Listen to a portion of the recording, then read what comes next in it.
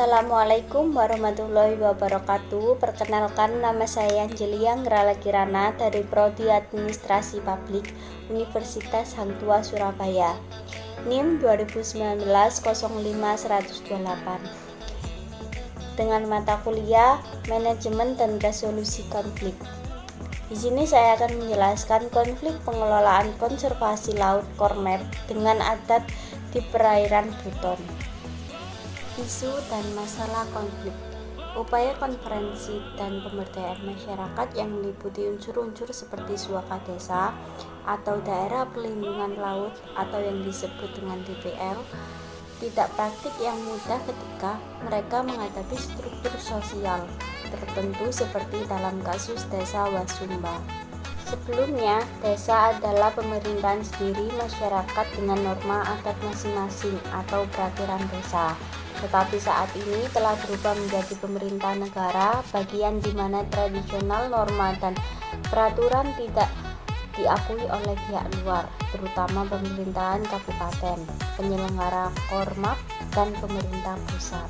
Proses pemberdayaan yang dirancang oleh pihak Kormap mengalami berbagai tantangan dalam implementasinya yang berpotensi menggagalkan target yang hendak dicapai oleh Kormap. Tantangan tersebut tidak hanya mengancam keberhasilan rehabilitas terumbu karang sebagai target utama, tetapi juga mengancam target Kormap jangka panjang, yaitu dalam upaya memandirikan dan menyejahterakan rakyat. Penyebab konflik.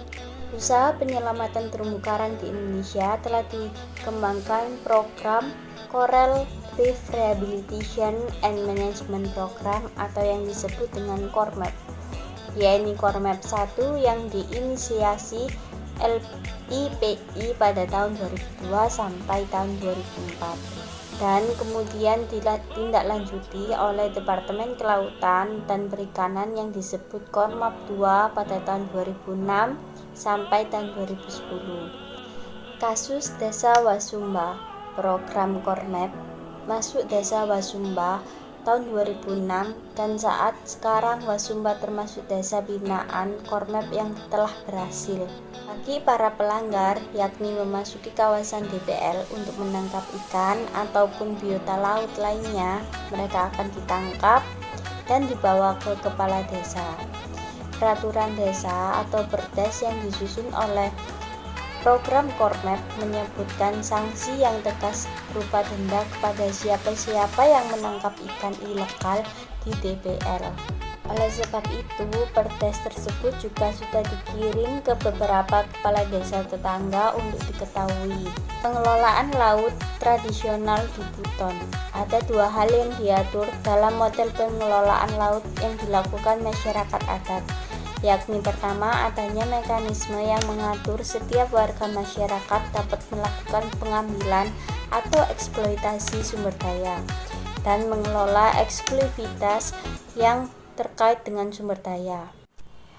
Kedua, adanya pengaturan eksploitasi sumber daya agar tidak terjadi persaingan atau konflik pemanfaat di dalam masyarakat. Kegiatan pengambilan hasil laut dimulai setelah 6 bulan laut berakhir, ditandai dengan acara tahunan, yaitu upacara makan bersama di Baruga, dan dilanjutkan dengan dikirimnya nelayan yang didampingi perwakilan adat menuju ke wilayah laut untuk memulai pengambilan ikan di wilayah perairan yang tertutup. Wilayah laut yang dibuka atau ditutup di Buton sering disebut dengan wilayah Laut Sara atau Teino Liwu. Usaha penyelesaian konflik. Pada pengadilan adat yang juga dihadiri oleh masyarakat dan aparat pemerintah desa, dilakukan dakwaan terhadap pelanggar dan kesempatan pelanggar untuk membela diri. DPL bukan communal property rights karena tidak ada regulasi yang mengatur akses ke laut. DPL itu bukan pula wilayah tangkap karena tidak bisa dimasuki dan juga tidak bisa dijadikan sebagai fishing ground. DPL dalam praktiknya bukan pula sebuah desentralisasi hak pengelolaan perikanan masyarakat.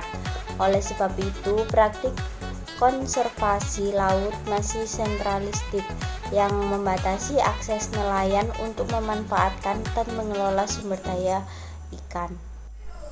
Sekian video dari saya. Terima kasih. Wassalamualaikum warahmatullahi wabarakatuh.